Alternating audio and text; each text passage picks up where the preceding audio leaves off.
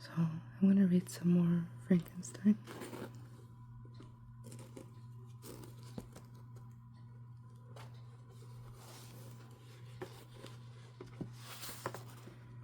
Volume 3, Chapter 1.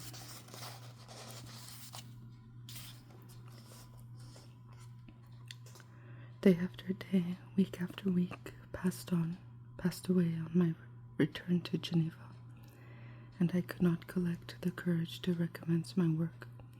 I feared the vengeance of the disappointed fiend, yet I was unable to overcome my repugnance to the task which was enjoined me. I found that I could not compose a female without again devoting several months to profound study and laborious disquisition. Disquisition? I had heard of some discoveries having been made by an English philosopher, the knowledge of which was material to my success, and I sometimes thought of obtaining my father's consent to visit England for this purpose, but I clung to every pretense of delay, and shrank from taking the first step in undertaking whose immediate necessity began to appear less absolute to me. A change indeed had taken place in me. My health, which had hitherto declined, was now much restored, and my spirits, when unchecked by the memory of my unhappy promise, rose proportionably. My father saw this change with pleasure, and he turned his thoughts towards the best method of eradicating the remains of my melancholy, which every now and then would return by fits, and with a devouring blackness overcast the approaching sunshine. At these moments I took refuge in the most perfect solitude.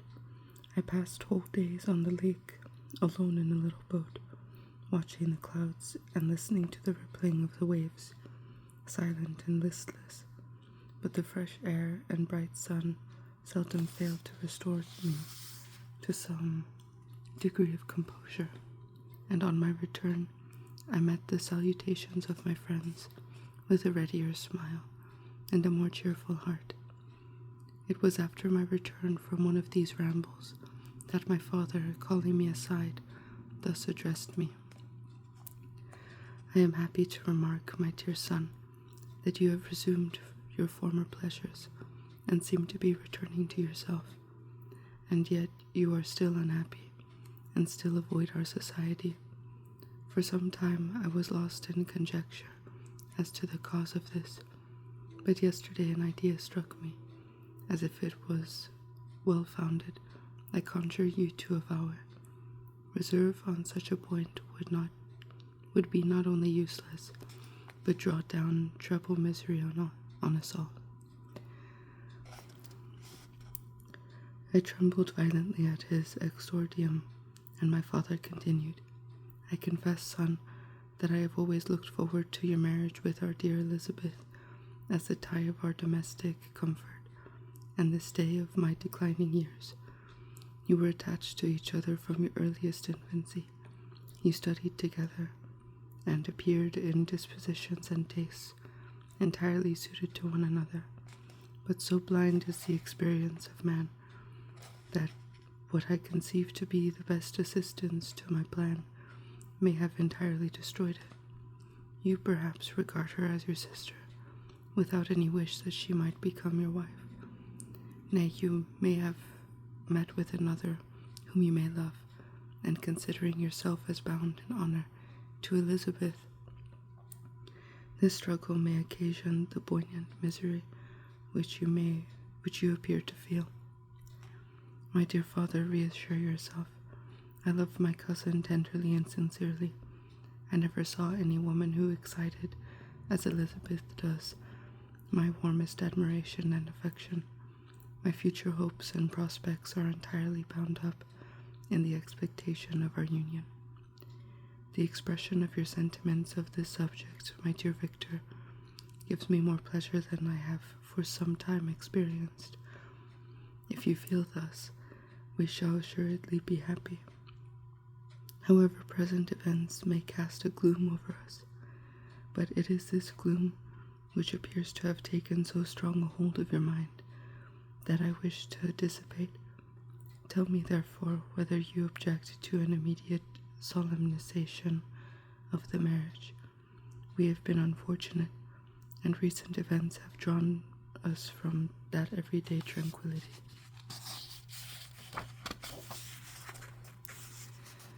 Befitting my years and infirmities. You are younger, yet I do not suppose, possessed as you are of a competent fortune, that an early marriage would at all interfere with any future plans of honor and utility that you may have formed. Do not suppose, however, that I wish to dictate happiness to you, or that a delay on your part would cause me any serious uneasiness. Interpret my words with candor, and answer me, I conjure you, with confidence and sincerity. I listened to my father in silence, and remained for some time incapable of offering any reply. I revolved rapidly in my mind a multitude of thoughts, and endeavored to arrive at some conclusion. Alas, to me the idea of an immediate union with my Elizabeth was one of horror and dismay. I was bound by a solemn promise, which I had not yet fulfilled, and dared not break, or if I did, what manifold miseries might not impend over me and my devoted family. Could I enter into a festival with this deadly weight yet hanging round my neck, and bowing me to the ground? I must perform my engagement, and let the monster depart with his mate, before I allowed myself to enjoy the delight of a union from which I expected peace. I remembered also the necessity imposed upon me of either journeying to England, or entering into a long correspondence with those philosophers of that country, whose knowledge and discoveries were of indispensable use to me in my present undertaking. The latter method of obtaining the desired intelligence was dilatory and unsatisfactory. Besides, I had an insurmountable aversion to the idea of engaging myself in my loathsome task in my father's house, while in habits of familiar intercourse with those I loved. I knew that 1,000 fearful accidents might occur, the slightest of which would disclose a tale to thrill all connected with me with horror. I was aware also that I should often lose all self-command, all capacity of hiding the harrowing sensations that would possess me during the progress of my unearthly occupation. I must absent myself from all I loved while thus employed. Once commenced, it would quickly be achieved, and I might be restored to my family in peace and happiness. My promise fulfilled, the monster would depart forever, or, so my fond fancy imagined, some accident might meanwhile occur to destroy him, and put an end to my slavery forever. These feelings dictated my answer to my father.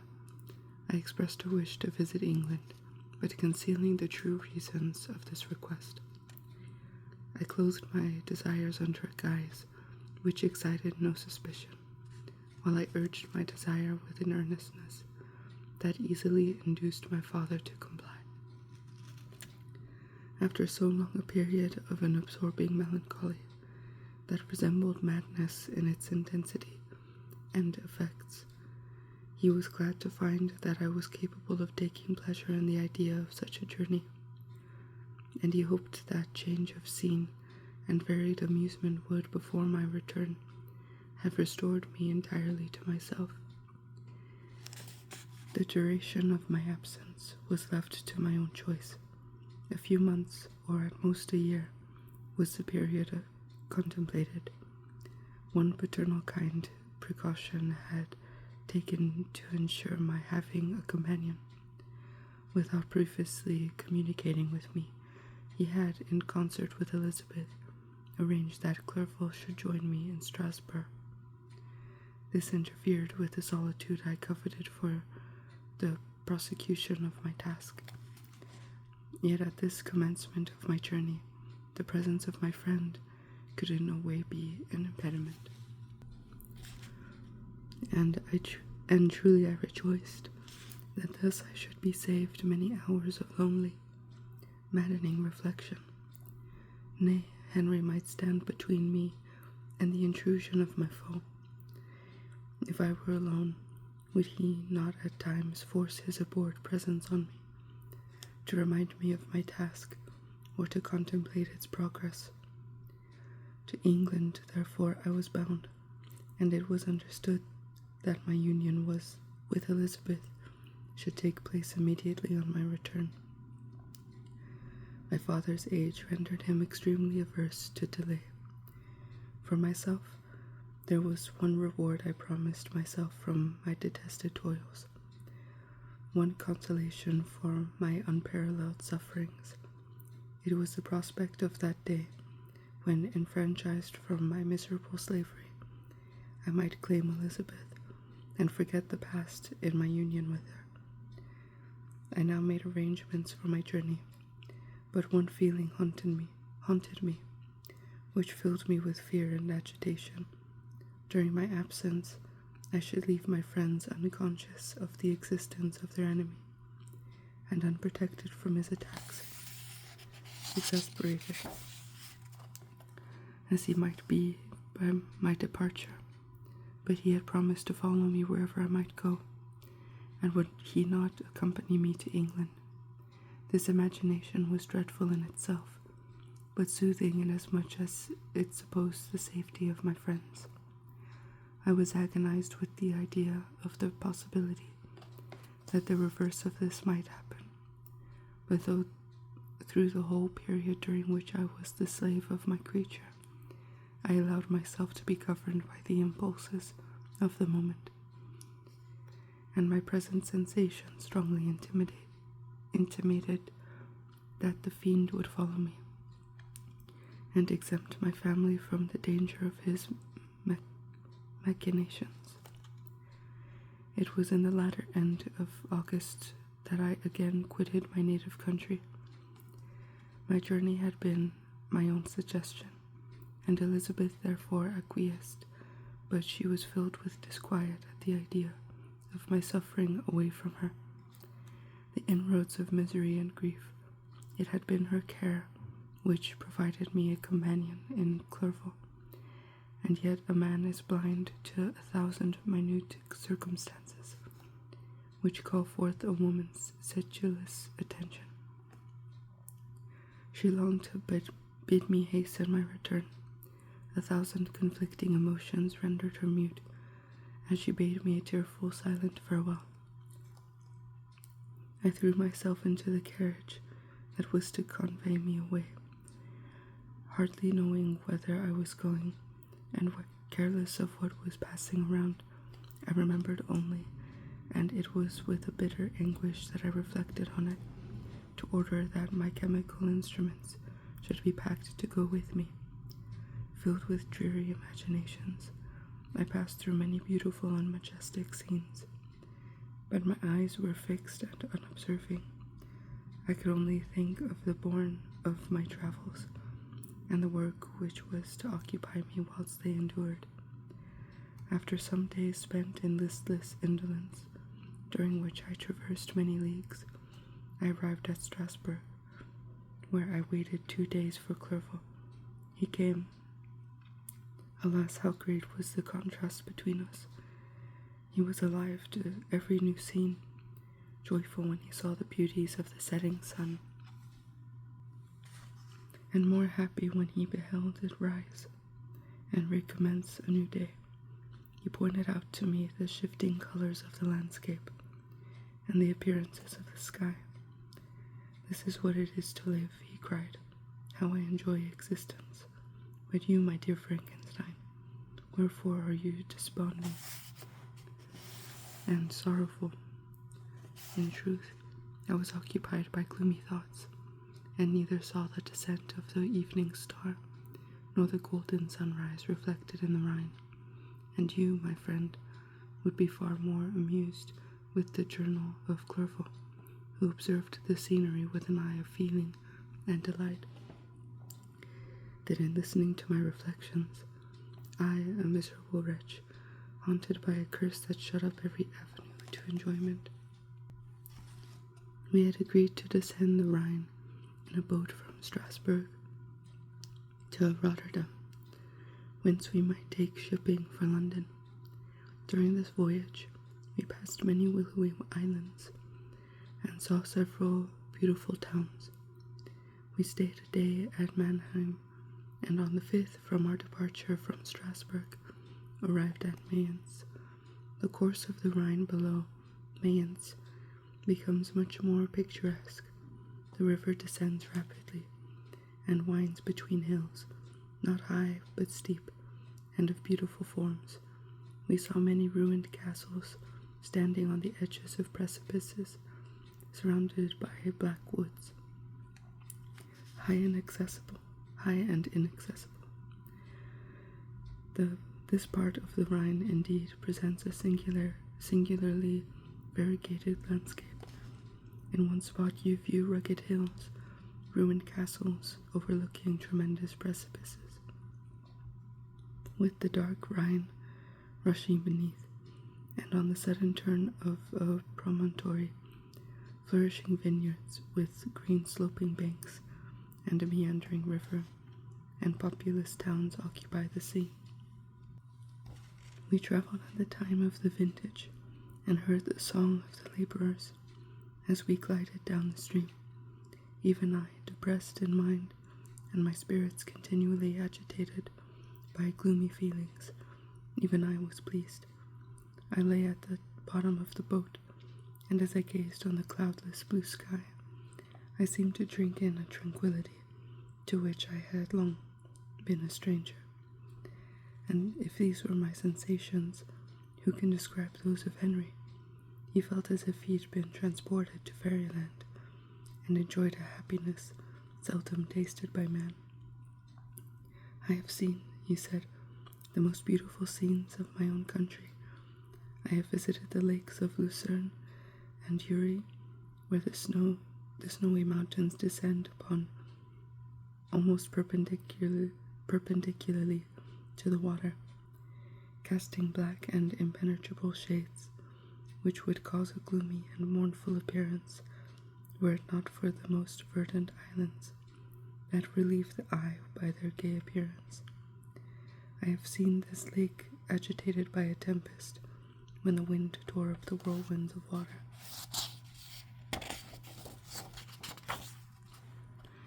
and gave you an idea of what the water spout must be on the great ocean, and the waves dash with fury the base of the mountain, where the priest and his mistress were overwhelmed by an avalanche, and where their dying voices are still said to be heard amidst the pauses of the nightly wind. I have seen the mountains of the Valais and the Pays de Vaud, but this country, Victor, pleases me more than all those wonders. The mountains of Switzerland are more majestic and strange, but there is a charm in the banks of this divine river that I have never before saw equaled.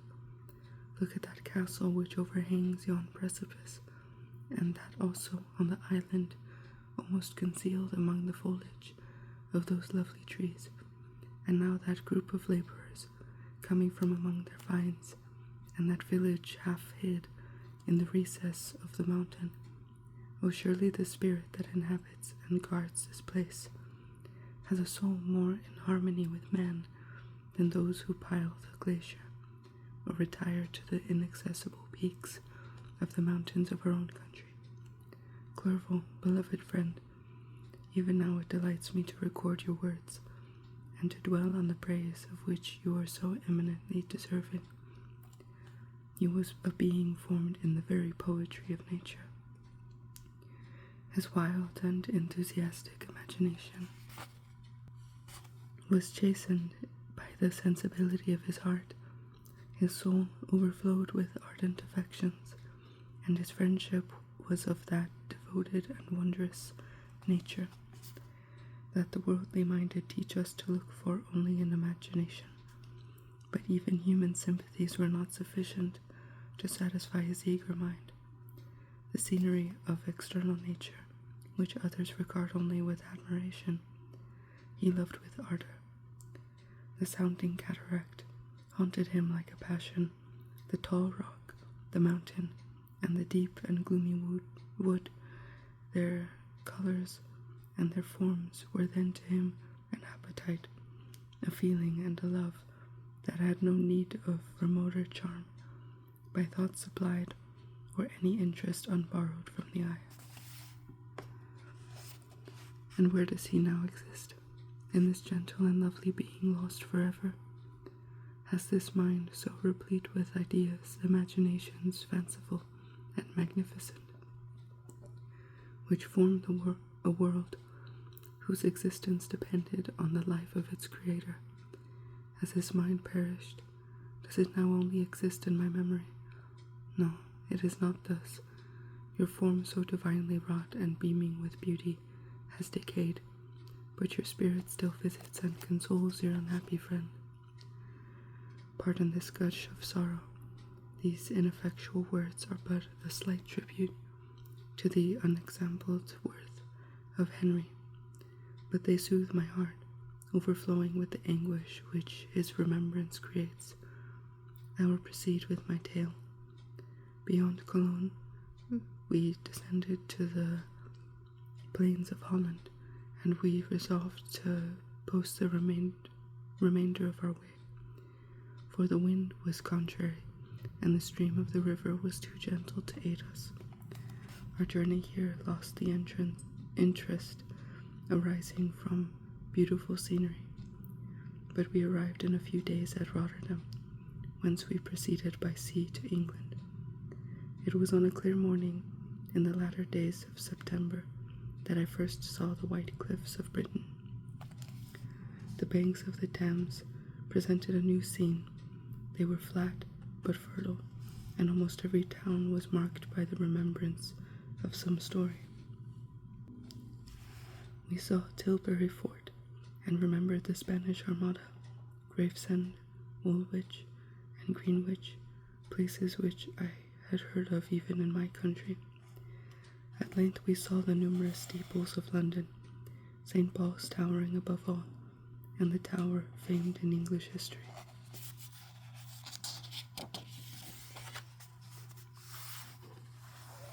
That's it for today. I'll read chapter 2 in another video. So that was some of Frankenstein. Hope that helped you fall asleep a little bit.